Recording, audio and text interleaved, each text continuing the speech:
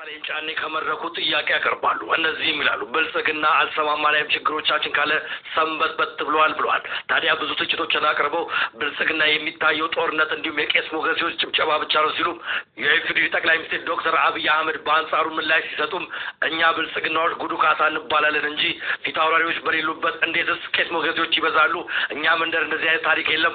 ወደ ኋላ ሳይሆን የምንሄደው ወደፊት ነው የምንራመደው ሲሉም ተደምጠዋል። ከዛም ቀጠል በማድረግ ፍቅር እስከ መቃብርን የደረሱት ሐዲስ ዓለማየሁ እንኳን ቢነሱ የሚየላብ የሚል ክስ ያቀርቡባቸዋል ሲሉም ተደምጠዋል።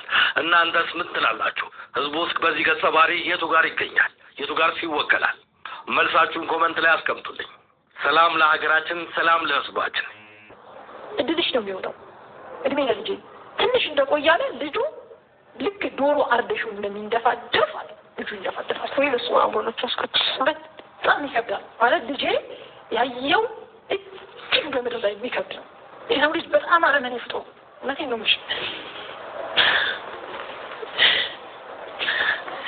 ማለት እኛ እንደነዚህ አይነት ስንላቸው ቀላል ይመስልሻል? ማለት ቀላል ነው። ይሄ ህፃን ልጅ በዚህ እድሜው ይሄን ማየት እና ልጄ እስከ ረጅም ዓመት መስራት ላይ መቆም አይችልም። አገር ይመጣል። ከዛ ልጄ እድለኛ ስለሆነ ነው ያመለጠው። እድለኛ ስለሆነ እንዴት ያመልጥ ቻለ? የኔና የልጄ ኮከብ አልገባላችሁ። አሁን ሰው አይን ቡዳ በልቶ ገደለው። የእናቱና የልጁ ኮከብ ሲመሳሰል ነው የሚገደለው። ከዛ ልጄ ደገመና አለ ልክ እንደ ዶሮ አለ ይንደፋደፋል አለ ልጁ። ከዛ ይሄ ቋት ይላል። አሁን ካየሽ ዩቲዩብ ላይ እንደ ሀገር ምን እጃቸውን የዞረ ይሄ የዞረ ማሚ በቃ ልጆችን እንዲህ ካየ እንትን ይላል። ማሚ እኮ እንዲህ አድርገውት እኮ ነው ልጅ ሆኖ እኮ አባቱ እንደዚህ አድርጎት ነው ይላል። ስላየ ማለት ነው። ለሀብት እኮ እንደዚህ አድርጎት ነው ወይ የሆነ ቤት ሄደን ልጅ ሽባ ከሆነ እድሉ ተወስዶ እኮ ነው እንደዚህ አድርጎት ይላል። ምክንያቱም ድብቁን አለማይቶታል እሱ። ከዛ አለ እኮ እየቀስተለናሽ ህጻናቶች ታርደው ማረግ ይሻላል እኮ አይን ብቻ ነው እንደዛ እንደፋደፋቸው በአይኑ ይደግማል፣ መንፈሱን ይጠራዋል። እና ህጻናቶች አይደሉ ህጻናቱን ያቀርባቸዋል አለ። እንዲና እንዲህ ነው የሚሆነው። እነ ጁጩፋ ጋር እባቡ ተመታ የሚሉት እባቡ ያለው እዚህ ጋር ሚስጥሩ ያለው ድብቁ አለ ይሄ ነው። ብዙ ጊዜ ለዩጩፋም ይሁን ማንንም የሚቃወሙ ይሄን ስለሚያጋልጡ አሉ። ደግሞ የዚህ ደጋፊዎች እንዲወጣ ማይፈልጉ እንደኛ ልንቀጠል የተደበቅን ብዙ ተደብቅ ዓለም የሚበሉ ህጻናቶች አሉ። እናት መሞቱን እንኳን ልጇን ሳታውቅም ይሞታሉ። አባት ጋር ነው ብላ ተገለው ይደበቋል። ከዛ ግማሹ ወዲያው ይሞታል አለ፣ ግማሹ ከዛ የኔ ተራ ደረሰ። ውጭ አረገኝ አለ አባቴ ማየ አብዷል አለ ኢየሱስ ተማረ ያለው የጀሃነም እሳት ተቆርጦ እየተሰጠው እንደሆነ ይወቅ።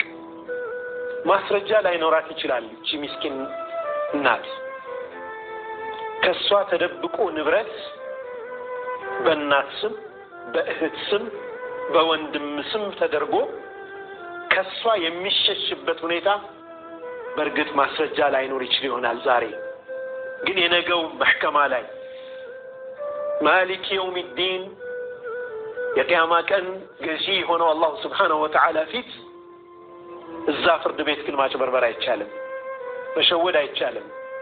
يوم تبلى السرائر ድብቅ ሚስጥሮች ሁሉ ግልጽ የሚወጡበት ዓለም ላይ ያኔ መደበቅ አይቻልም። እስማት ነው የሚመጣብን።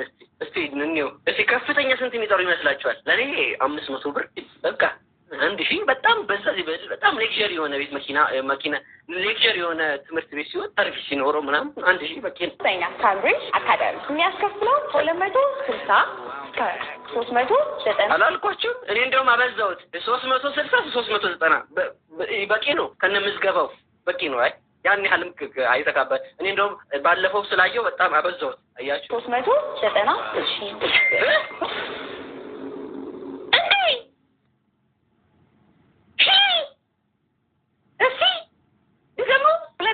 ትራንስፖርት ሲሆን ብዙዎቻችሁ ታውቁታላችሁ። ግን ስንት እንደሚያስከፍል ታውቃላችሁ? ይሄ ትምህርት ቤት ከ560 ሺህ እስከ 890 ሺህ ብር ያስከፍላል።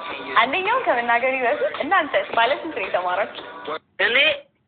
እኔ የተማርኩበት ትምህርት ቤት ራሱ ሲመሰረት በ1952 እንደው ትዝ ይላል። ሃይስኩል ራሱ ሲመሰረት በጣውላ ነበር የተሰራው። ትዝ ይለኛል። 10,000 ብር እስከ ፌደራል ድረስ ሄዷል አሉ እንትኑ ሊፈረም። አንችልም ቅንጡ ትምህርት ቤት ነው ተብሎ እኔ ከትምህርት ቤቶቹ ምንም ጉዳይ የለኝም። ልክ ናቸው። ነገር ግን እንዲህ አይነት እስቲ እናንተ ስትማሩ ስንት ነው የወጣችሁት? እንደው ሳንደባበቅ አሁን ቤተሰብ አይደለም ሳንደባበቅ እስቲ እውነታውን እስቲ ቁጭ እናድርግ። እኔ ባለፈው ሳልደብቅ ነግሬያቸዋለሁ። ቤተሰብ ሙድ በቤተሰብ ሙድ አድርጌ ነግሬያቸዋለሁ። ወይዘሮ አይናለም 5 ብር ከፍላ በወር 5 ብር በአመት ከፍላ ኮስት ሼሪንግ አስፋልት ካላዘጋው ብላ ነበረ ብዬ ነግሬያችሁ ነበረ። የእናንተን ግን አስቀምጡልኝ።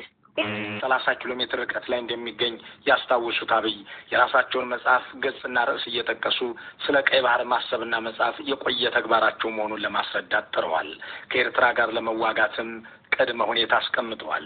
በኢኮኖሚ አመጣሁት ያሉትን ለውጥ አፍሪካውያን የሚቀኑበት በኢትዮጵያም ታሪክ ታይቶ የማይታወቅ ብለውታል። ስለ ኢኮኖሚ ሲናገሩ የሚፈጥሯቸውን ቁጥሮች የሚሞግቱባቸውን አካላት ከመሪ በማይጠበቁ ቃላት ከእሳቸው አንደበት ሲወጣ ግን በተለመደ ዘለፋ አጣጥለዋቸዋል።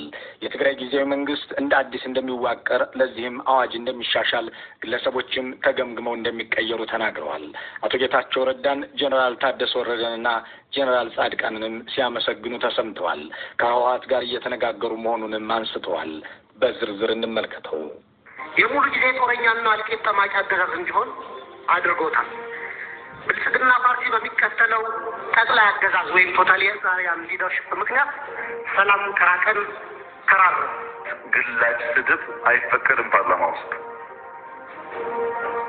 ጦረኛ፣ ግጭት ጠማቂ፣ ጆሮ የሌለው ከሚል በላይ ስድብ ምን አለ? ባለፉት 6 ዓመታት በኦሮሚያ፣ በትግራይ፣ አማራና አፋር ዛሬም ድረስ ደግሞ በአማራና በኦሮሚያ ክልሎች በቀጠለው ጦርነት የድሃ አርሶ አደርና ከተሜው ልጆች በሁሉም በኩል እንደ ቅጠል እየረገፉ ነው። በእርሶና በእርሶ ፓርቲ ግንባር ቀደም ተዋናይነት የነበረውን የትግራይ ውጊያ ምን ነው የትግራይ ውጊያ ያሉት? አዝማች አልነበሩ እንደርሱ? በ2013 ያዘጋጁትን የእሳቸውን የምርጫ ድግስ አጅበው ፓርላማ ድረስ የሄዱላቸውን ሰዎች ሳይቀር እስር ቤት ያጎሩት ጠቅላይ ሚኒስትሩ ህዝቡም ሚዲያውም የሚያነሳቸውን ሀሳቦች ሲጠየቁ ስድብ ነው ብለው ይደመድሙታል። ይህንን ሲናገሩ ደግሞ የተንጠባጠቡ አጨብጫቢዎች አጅበዋቸዋል። አብይ ከዚህ ቀደም ባሉት ጊዜያት ስለ ጦርነት ማቆምና ሰላም ስለማምጣት በወንድማማቾች መካከል ያለን መተላለቅም ስለማስቀረት ሲጠየቁ ደጋግመው የሚመልሱት መልስ በኢህአዴግ ጊዜ ፌስቡክ ስላልነበረ ነው እንጂ ያኔም ሰላም አልነበረም፣ ንጉሱ በሰላም ሀገር ያስተዳድረበት ዘመን የለም፣ ደርግ 17 ዓመት ተዋግቷል፣ ግጭት በእኔ የተጀመረ አይደለም የሚል ነበር። በዛሬው የፓርላማ ውሏቸው ከኢህአዴግና ደርግ ንጉሱና ልጅ ኢያሱ ዘመን ወጥተው ወደ ብሉይ ኪዳን ዘመን ገብተዋል። ግጭት በእኔ ያልተጀመረም፣ በወንድማማቾች መካከል መጋጨት የተጀመረው በአቤልና ቃይል ዘመን ነው በማለት የብሉይ ዘመንን አጣቅሰው ግጭትን ሩቅ አድርገው ከስተዋል።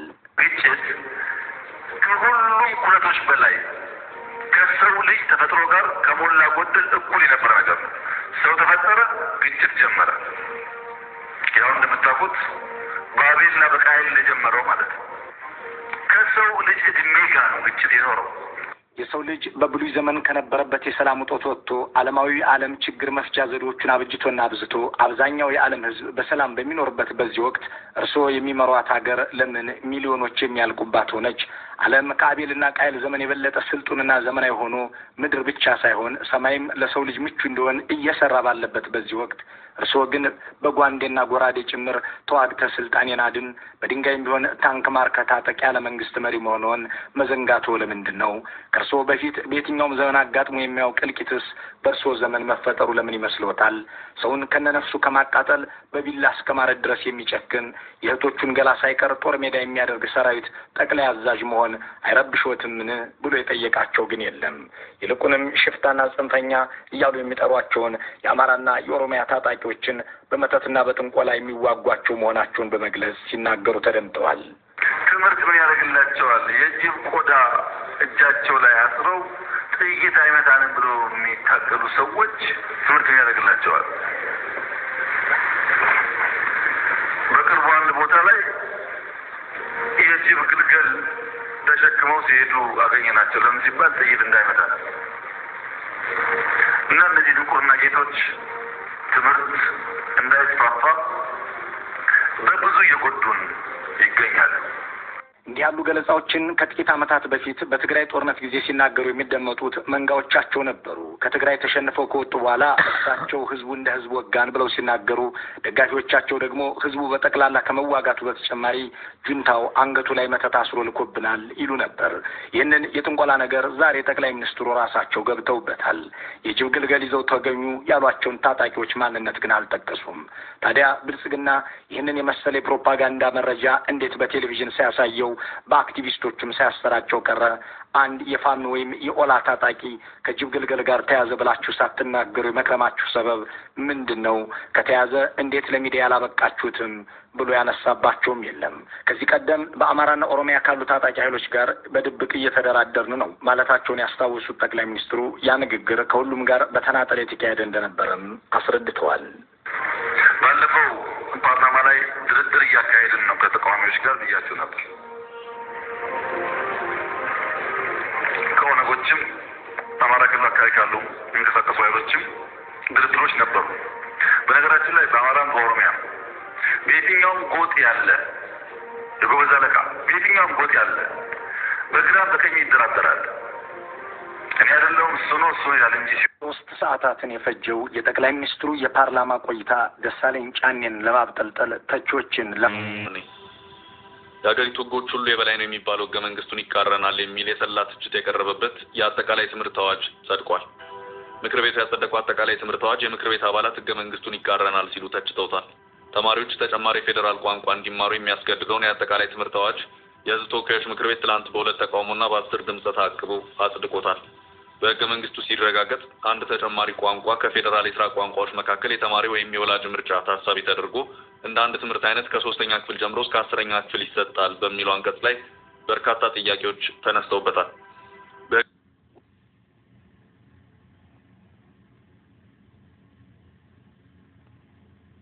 ተብሎ አዋጅ ማውጣትስ ትክክል ነው ወይ?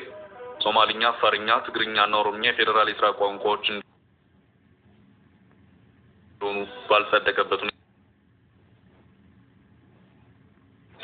በተጨማሪ የትምህርት ቋንቋነት የሚመረጥ የትኛው ነው የሚሉ ጥያቄዎች ቀርበው ነበር። የምክር ቤቱ አባል ዶክተር ደሳለኝ ጫኔ አዋጁ የአንድ መግባቢያ ሀገራዊ ቋንቋ አስፈላጊነት የዘነጋን ይመስለኛል ብለዋል። ህጻናትን በአፍ መፍቻቸው ቋንቋ ማስተማር መሰረታዊ የህጻናት መብት መሆኑን የጠቆሙት ዶክተር ደሳለኝ ህጻናት በአፍ መፍቻ ቋንቋ የማስተማር አስፈላጊነት ያክል ደግሞ አንድ አስተሳሳሪ የሆነ ሀገራዊ ቋንቋ አስፈላጊነትን መርሳት የለብንም ሲሉ ተናግረዋል። የ1986 የትምህርትና ስልጠና ፖሊሲ አማርኛ ቋንቋ በመላ ሀገሪቱ ትምህርት ቤቶች እንደ አንድ የትምህርት አይነት መስጠትን ይፈቅድ ነበር። ባለፈው ዓመት የሚኒስትሮች ምክር ቤት የጸደቀው አዲሱ የትምህርትና ስልጠና ፖሊሲ ግን ይህንን ጉዳይ እንዲለወጥ ማድረጉን ጠቅሰዋል። እንደኔ አማርኛ ቋንቋ ኢትዮጵያ በረጅም ጊዜ በነበረችው የታሪክ መስተጋብር ውስጥ በጥሩና በመጥፎ የታሪክ ዘመናቸው ውስጥ አነሰን በዛም መስተጋብር ማስተሳሰሪያ ሆኖ ያገለገለ ቋንቋ ነው ብለዋል። የሰሜኑ ከደቡቡ፣ የምስራቁ ከምዕራቡ ከራሱ ቋንቋ በተጨማሪ የሚግባባበት ቋንቋ አማርኛ ነው። ይህን ቋንቋ በተለይ ከ1960ዎቹ እንቅስቃሴ ጀምሮ ቋንቋውን የአንድ ህዝብ ብቻ አድርጎ በኢትዮጵያን መካከል ያለውን ድልድይ ፈጣሪ ቋንቋ የማሳነስ ሁኔታ እስከዛሬ ድረስ ይስተዋላል ብለዋል። እኔ አማራ ስለሆንኩ አይደለም ይህን ጥያቄ የማነሳው ያሉት ደሳለኝ ቢያንስ ልጆቻችን የሚነጋገሩበት፣ የሚግባቡበት፣ ቢጣሉ የሚታረቁበት አንድ የጋራ ቋንቋ ቢኖራቸው፣ ለዚህም አማርኛ ቢያንስ ከ3ኛ ክፍል ጀምሮ በመደበኛ እስከ 12ኛ ክፍል ድረስ እንደ አንድ የትምህርት አይነት እንዲሰጥ በአዋጁ ቢካተት ሲሉ ጠይቀዋል። ለጥያቄዎቹ ምላሽ የሰጡት በምክር ቤቱ የሰው ሀብት ቴክኖሎጂ ስራ ስምሪት ጉዳዮች ቋሚ ኮሚቴ ሰብሳቢ የሆኑት ዶክተር ነገሪ ሌንጮ